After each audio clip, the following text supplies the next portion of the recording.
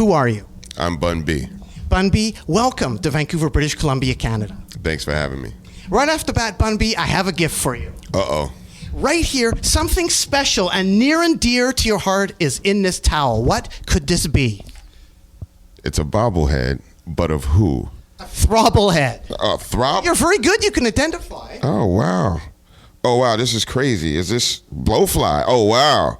This is crazy, a Blowfly Bobblehead. Where'd you get that, man? Everybody knows I'm a big Blowfly fan. I'm one of the older kids in hip-hop, so I remember, way back in the day, this is Blowfly, the master of class, and I'm here to sock some soul to your ass. You can tell the people Blowfly, because you love Blowfly, you love Dolomite, you love Millie Jackson. This is true. These are the kind of the albums that I was raised on in my house. My dad would have a lot of this stuff, and a good friend of mine, Sharan Thomas's uncle Papa too, would have a lot of this kind of stuff, and this is kind of stuff that made me want to get into music on the raunchier side of things, Thank you very much, Nardwuar. Well, to welcome you to Vancouver, British Columbia, Canada, Bun.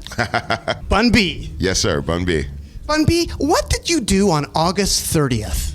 On August 30th in Houston, Texas, I was awarded my own day in the city of Houston by our wonderful mayor, Anise Parker. And what did you do on December 2nd? Oh, wow. What did I do on December 2nd? Of just past? That's a good question. What did I do on December 2nd, Nardwuar? Because that's Bun B Day in Port Arthur, UGK Day. Actually, that's right. That's UGK Day. You're absolutely right. How many days are out there that you don't know of, Bun B? There might be a couple more days out there that maybe not so much I don't know of them, maybe I don't remember. But no, December 2nd is definitely the day that the city of Port Arthur gave myself and Pimp C our own day and awarded us entry into the Gulf Museum Hall of Fame. The Gulf Coast Museum Hall of Fame.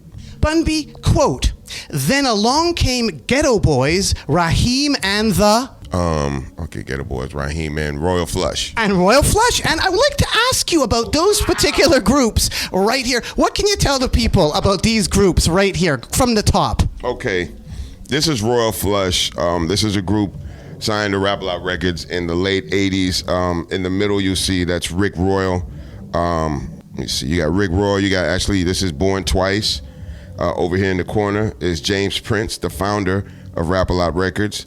And I love how he's on the cover of the record that he puts out. Oh, you gotta love that. He's got his gangster hat on in the back. He hasn't looked that young in a long time either. But this is a very big, impactful record for me because Ricardo Royal, who's the lead rapper in this group, was one of the people that really taught me that lyricism is key, and to really fine-tune myself as a lyricist. And it was a great opportunity.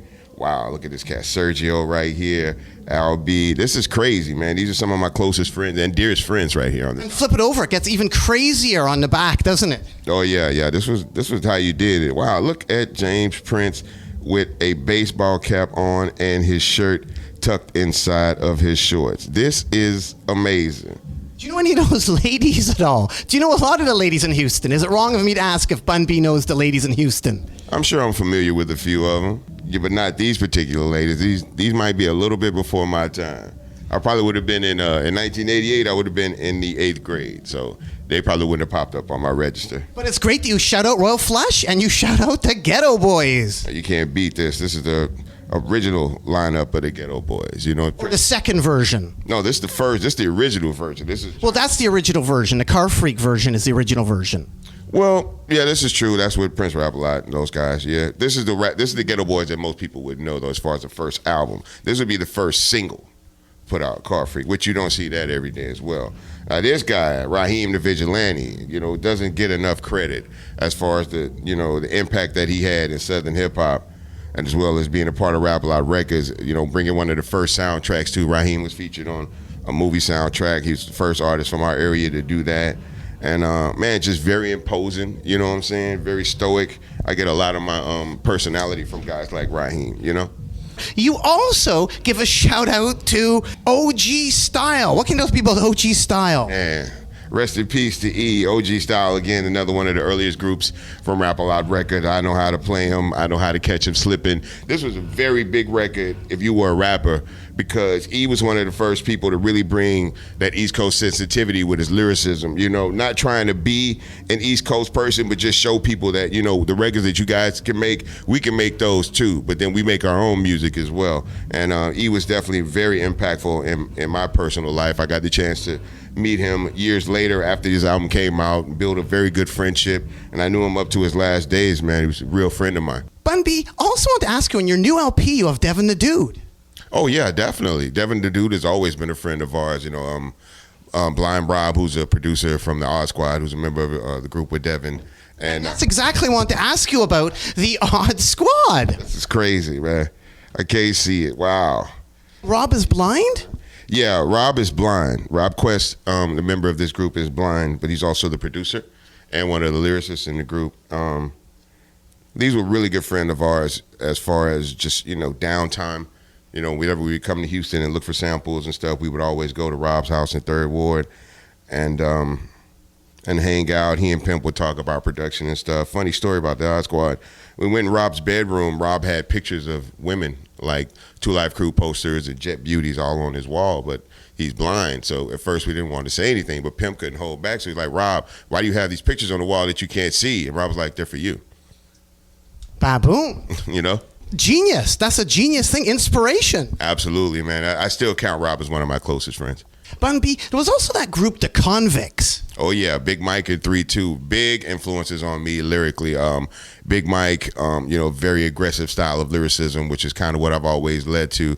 And then 3-2, you know, who was an incredible lyricist with wordplay, but also was able to insert a lot of humor into his songs, and that was something that I picked up on as well. Well, I wanted to ask about the song "Wash Your Ass." That's going pretty hard by the Convicts, isn't it? Wash your ass? What's that about? Well, it's about washing your ass. You know, it's about people whose asses aren't washed.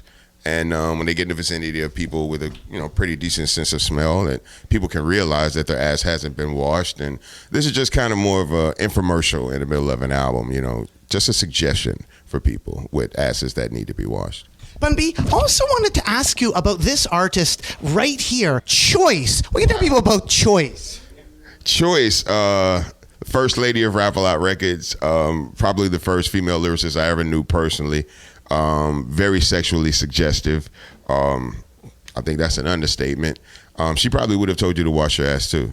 Baboom. Absolutely. Bun B, the Hardy Boys, was that Pimp C's first group? I think the Hardy Boys would have been the first rap collective that Pimp C was a part of. Absolutely. It was founded, I want to say, in the Hardy Boys would probably be from like 88, 89 in Port Arthur, Texas. One of the earliest practitioners of hip hop in our city as well. Also counted popular hip hop video director Mr. Boomtown as a part of the hip hop initiative that the Hardy Boys came out of. But those were the guys that we looked up to when we were young and like, man, we want to be rappers like those guys. I have another gift for you right here, Bun B, a Pimp C t-shirt for you. Oh, well, thank you very much. We never get enough of these, I think. How many of those do you get? Like, do fans give a lot of homemade Pimp C shirts to you? Yeah, I would say probably at least 50% of the shows I do come with something. If it's not a Pimp C t-shirt, then someone will come up and show me a Pimp C or a UGK tattoo. But the dedication and the faith that our followers and supporters have had for UGK over 20 years is very hard to match in this industry. Bun B, did Pimp C play the trumpet? I think so. I think in middle school, not so much in high school, but I think initially, I think he was trained in the trumpet, definitely in the piano, a little bit of guitar. He sang too, like he went to Carnegie Hall? Yeah. As a student, the high school choir took a trip up to Carnegie Hall. I remember them going up there and actually being able to go to Brooklyn to Sylvia's. That was a big deal for them, and actually they got to go shopping in Harlem as well. So that was a very big deal for them as high school kids. And did Pimp C's dad know Solomon Burke, or they played together? Yeah, Pimp C's dad was also in the music industry in his earlier years. So yeah, you know a lot. That's very few people even know that. Bun B, Mama West said, quote, and this is from the Underground Kings documentary, the last 2 years Pimp C was incarcerated, he was in the medical unit because he was nuts. That might be a little bit of an exaggeration, but yeah, he definitely did have a situation at one point, but I'm not sure if he spent the entire 2 years in there. But there was a situation where he had to kind of reclaim himself for a minute. Hannibal Buress is a big fan of your song Pregnant Pussy. Yes, Pregnant Pussy. I said it. I'm not a big fan of that song, though. How did all that come about? Hannibal Buress and you on stage together talking about the pregnant pussy. Oh, now he made me say it. Yeah, you said it. You said it. It's on tape, so we got you. Now Hannibal is he's a really funny guy. You know what I'm saying? Smart too. Very, very smart individual. Of course, he's a comedian, but he's also a writer. I don't think people really know he wrote for Saturday Night Live. He wrote for 30 Rock. So he's definitely a bright guy. And I think we have similar tastes in music and humor.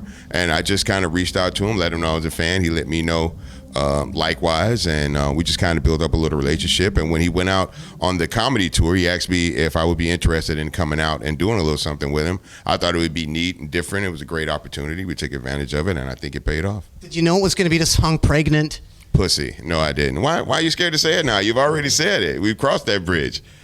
Now, speaking of pregnant Pussy. I'd like to ask you about Houston food. Pussy. Oh, I'm sorry. The Eastie Boys Waffle Bus. What can you tell the people about the Eastie Boys Waffle Bus? The Eastie Boys and the Waffle Bus are two examples of food trucks that we have in Houston. And a lot of people know that I'm a big fan of the food truck movement. Eastie Boys are great guys. They're psychedelic guys. So, a city like Vancouver would be good for guys like that. They would really enjoy it. The Waffle Bus, of course, everybody that comes to Houston always wants to try the Waffle Bus. You started out with one, I think just like 3 or 4 in the city, and I think they're getting ready to open up brick and mortar. Eastie Boys just opened up a brick and mortar cafe on Montrose. So if you're in Houston, you like food trucks, definitely check out those guys, either at the truck or at the brick and mortar restaurant. Also, Bert's Meat Market and crispy fried chicken, Frenchies. There you go. That's somebody to know about that Burns over there. But yeah, man, that's also like if you come to Houston, if you're on the south side, then you want to get some good food in the hood, then that's where you go to Frenchie's. If you're on the north side, you want to get some good food in the hood, that's where you go to Burns. Bun B, I want to ask you about the importance of the 7A3. This is one of my favorite groups. I always love this because this is the first group that DJ Muggs was in. And I always tease him about this, you know what I'm saying? So you look right here, you see DJ Muggs on the album cover. Muggs is a good friend of mine. We do the Gumball Rally together all the time. But 783, Coolin' in Cali, this was big for me. This was a very big record. They got the old school USA Adidas joints. That's fly. But yeah, and then I always talk about Muggs' hair on here too. Great shot on the back as well by Glennie Friedman. Oh wow, Glennie Friedman shot this? Yes, he did. Oh wow, this is crazy. Yep, sure did. This is a great shot too, by the way. Bun B, quote, I've been all around the world, but Port Arthur is the worst place that I've ever found. Wow, who said that? I guess they couldn't understand it here, honey. They'd laugh me off the street. Wow. Janis Joplin? Janis Joplin, Ego Rock. Wow, that's crazy. Because she's from Port Arthur, where you're from. Absolutely. She's of course, everyone knows Janis Joplin is a music legend right now, but she was also a resident of Port Arthur, Texas, born and raised there. And they treated her like shit. She was a very progressive person. She was not racist. She was open to other cultures and other music. And at the time, Port Arthur was not a very open community. And she succeeded in spite of that. But she never forgot how bad they treated her. And I thought in honor of Janis Joplin, I would give you, Bun B, an original Janis Joplin handbill. You can pull it out there from 1967 from the Avalon Ballroom in San Francisco. This is amazing. Everybody knows that San Francisco was where a lot of the greatest musicians of this time went to spend time and hang out with each other and just embrace the culture. Wow, Big Brother and the Holding Company. This is amazing. And you can turn it over. It's actually a postcard, too, so you can mail back your tour memories from Vancouver. Oh, that's amazing. I would never, of course, use this. I'm going to actually save this for the rest of my life. This will be in the Bun B archives forever. Thank you very much, Nardwuar. Bun B, I want to ask you about the coloring book / comic book / Say Serrano.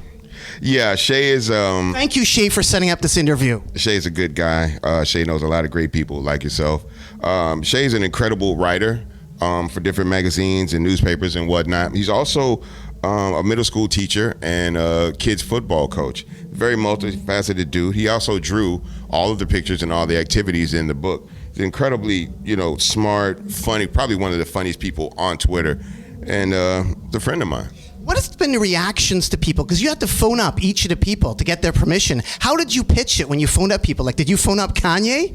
I didn't phone up Kanye. I don't know if you can phone up Kanye. I keep hearing that he only works by email, so I'm not sure if you can actually phone up Kanye. But yeah, pretty much everybody in the book, we gave a call, and I just, told them, hey, we're doing the coloring book. Everybody thought it was a pretty good idea. We only got turned down by one person. Can you mention who that was? No, I won't. He's a good friend of mine, and I don't want to put him in a funny position. He just, at the time when we pitched it, he didn't understand it, and he didn't want to be a part of it. Philadelphia. Oh, yeah.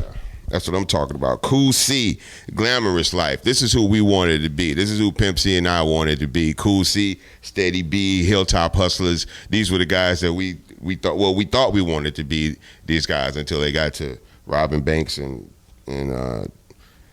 killing police officers. That was a bit much, you know what I'm saying? But, Cool C, keep your head up. It's sad. Cool C is actually one of the first rappers to actually, be given the death penalty in hip hops. But growing up, watching Cool C and those guys hopping out the cars with the big jewelry on. People don't know in this video for The Glamorous Life, his video girl is Jill Scott. No way, really? Yeah, if you go back and look at the video for this, the video girl in it for this video, for this song, Glamorous Life, is the R&B singer Jill Scott. You are Bun B. Have you ever met Bun E. Carlos from Cheap Trick? No, I haven't. You know what? That's a good question. I have not. I think I Time to arrange that. Nardwuar, you on it. All you gotta do is interview him, and then I'll hold the camera. And lastly, Bun B, you're into shower rods? No, but I am into pussy. You did mention you're into shower rods. You were tweeting about shower rods. Well, I mentioned that I wish I had invested in shower rods. I wish I had had that kind of an idea, because apparently now they're in high favor. Bun B, anything else you want to add to the people out there at all? Pussy. Well, thanks much, Bun B. Keep on rocking in the free world, and doodaloo-doo. Doop, doop. Yeah.